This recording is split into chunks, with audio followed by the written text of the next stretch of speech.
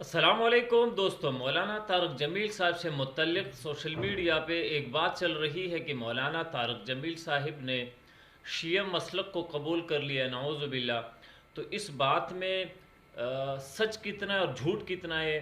تو آئیے مولانا طارق جمیل صاحب کی زبانی سنیے کہ کیا یہ حقیقت ہے یا ایک جھوٹا قسم کا پروپیگنڈا کیا جا رہا ہے۔ یوٹیوبر حضرات اس قسم کا پروپیگنڈا کر رہے ہیں اپنی کمائی کے لیے۔ تو آئیے مولانا کی زبانی سنتے ہیں کہ کیا اس میں حقیقت ہے یا یہ جھوٹ ہے۔ اگر اہل بیت کی محبت کا نام ہے شیعہ ہونا تو سن لو میں بھی شیعہ ہوں۔ اگر اہل بیت کی محبت کا نام ہے شیعہ ہونا تو پھر ساری دنیا سن لے میں بھی شیعہ ہوں۔ تم میری اولاد کو برا بھلا کہو تو مجھے اچھے لوگو،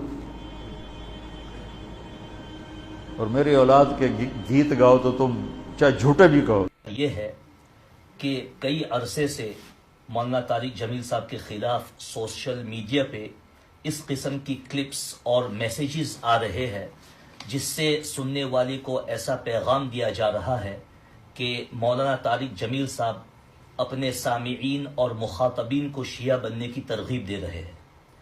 مزید یہ بھی میسیج چلایا جا رہا ہے کہ مولانا طارق جمیل صاحب خود کا میلان شیعیت کی طرف ہے، ان کے عقائد کی طرف ہے۔ مولانا صاحب، سب سے پہلا سوال میرا یہ ہے کہ آپ نے اپنے کسی بھی بیان میں عمومی طور پر اور دربن ساؤتھ افریقہ کے بیان میں خصوصی طور پر سامعین حضرات کو شیعہ بننے کی ترغیب دی، ان کے عقائد، ان کے جو بیلیفز ہے ان کو اپنانے کی دعوت دی یا نہیں؟ جزاک اللہ۔ بسم اللہ الرحمن الرحیم، والصلاة والسلام علی رسولہ الکریم وعلی آلہ وصحبہ اجمعین۔ میرے بیان کا کلپ آن ایئر ہے، سوشل میڈیا پر چل رہا ہے، سارے حضرات اس کو سنیں کہ میں نے اس میں کس چیز کی دعوت دی ہے۔ میں کبھی کسی فرقے کو اپنانے کی دعوت نہیں دیتا ہوں، میں امت پنے کی دعوت دیتا ہوں۔ خود میں اہل السنت والجماعت کے عقائد کا پابند ہوں، اور علماء دیوبند نے جو علماء اہل سنت میں مجھے راجع ہیں میرے نزدیک، میں ان کو فالو کرتا ہوں۔ جزاک اللہ۔ دوسرا سوال یہ ہے کہ کیا آپ کا میلان ذرا سا بھی میلان ان کے عقائد اور بلیفز کی طرف ہے یا نہیں؟ ہم تو تمام صحابہ رضی اللہ عنہم اجمعین کو عدول مانتے ہیں، بلا کسی جھجک اور بلا کسی تردد۔ ان کے خلاف ہم نہ کبھی زبان درازی کریں گے اور نہ زبان درازی کو برداشت کریں گے۔ مولانا صاحب، آپ بغرض وضاحت اور دفعی تشویش کی خاطر اس سوال کا جواب دے اور اپنے موقف کی وضاحت فرمائے۔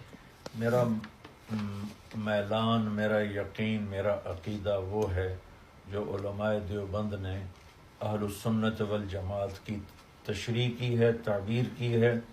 چونکہ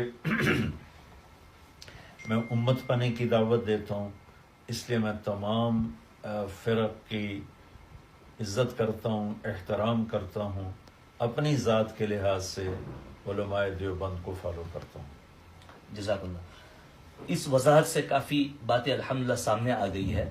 مزید وضاحت کے خاطر میں آپ کو یہ بھی سوال کرنا چاہتا ہوں کہ آپ نے بیان میں فرمایا کہ سنی کو بنیان بناؤ اور شیعہ کو کرتا بناؤ، شیعہ کو اپنی بنیان بناؤ اور سنی کو کرتا بناؤ۔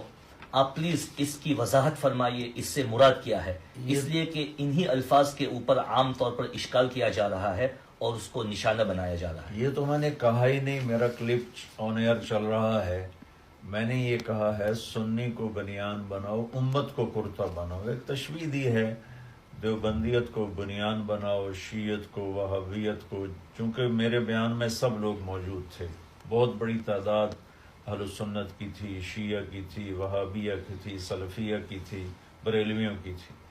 تو میں تو ٹکراؤ سے نکالنے کے لیے یہ بات کرتا ہوں کہ اپنے عقائد کو اپنے اندر رکھو، اور as a Muslim, as a مومن، امتی بن کے اپنے آپ کو اپنی پریزنٹیشن کو ایز اے امتی پیش کرو۔ یہ ہے میری دعوت۔ میں نے تو یہ بالکل نہیں کہا، سنیں اور پھر دیکھیں میں نے کیا کہا ہے۔ جی، آپ کا مقصد صرف تشبیہ دینا تھا؟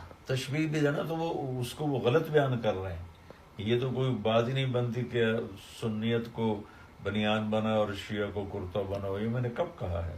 جی یہ تو بہتان ہے، میں نے بالکل نہیں کہا یہ. جی، میرا آخری سوال یہ ہے کہ امت پنے کی ترغیب جو آپ دے رہے ہیں ماشاءاللہ، اتفاق و اتحاد کی جو ترغیب دے رہے ہیں، جو بہت ضروری ہے، اہم ہے، لیکن یہ امت پنے کی ترغیب جس کو ہم انگریزی میں کہتے ہیں انٹرفیث اور اس کا جو ریلیٹڈ ڈائیلاگ ہے، کیا اس کی وجہ سے اس بات کا خطرہ نہیں ہے کہ لوگ اور خاص طور پر جو مخالفین ہے اس کو غلط تعبیر دیں گے، جیسا کہ ابھی ہو رہا ہے ہماری آنکھوں کے سامنے؟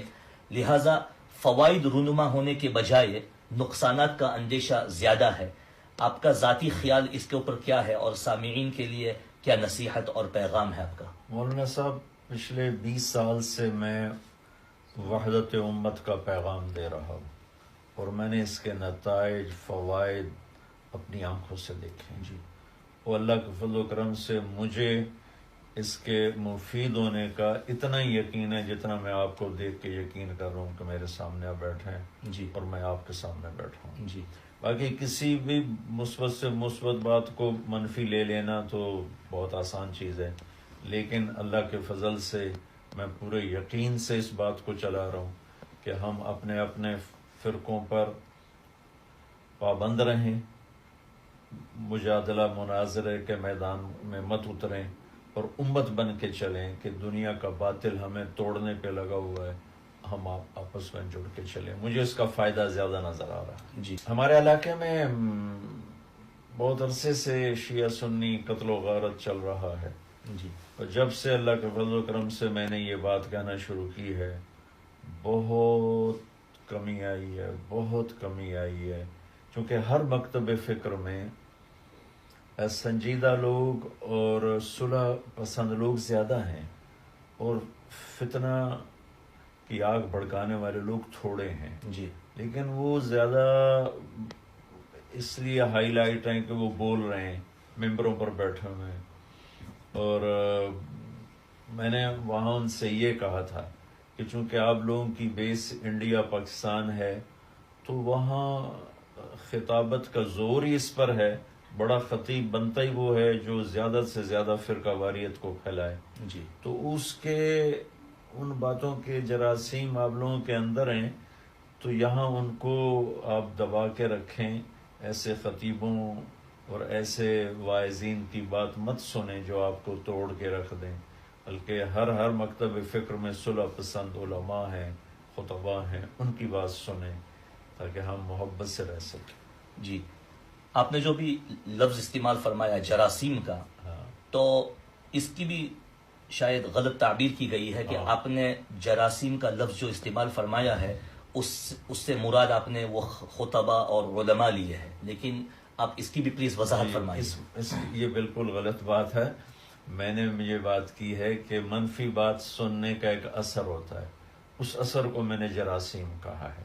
کہ چونکہ ہمارے ہاں ہماری بدقسمتی ہے کہ پازیٹیو بات کرنے والے انڈیا پاکستان میں تھوڑے ہیں، اور نیگیٹو بات کرنے والے جو ممبر پر جو ہائی لائٹ ہیں، جی، ہیں بہت سے ہیں وہ پازیٹیو بات کرنے والے، لیکن ان کی اتنی سنی نہیں جاتی. نیگیٹو بات کرنے والے شعلہ بیاں ہیں، ان کی سنی جاتی ہے. جی، تو جو چیز سنی جائے گی اس کا اثر ہوگا. تو یہ میں نے ان سے کہا تھا کہ آپ ان کے اثر سے کچھ جراثیم لے کے یہاں بھی آئے ہوگے، تو برائے مہربانی ان کو مت ظاہر ہونے دو. جی. جراثیم سے مراد ہرگز علماء وغیرہ نہیں ہے. استغفر اللہ، یہ کیسی بات. جی، ضروری ہے کہ یہ وضاحت ہو جائے. الحمدللہ ہم مولانا آپ کا بہت شکریہ ادا کرتے ہیں کہ آپ نے یہ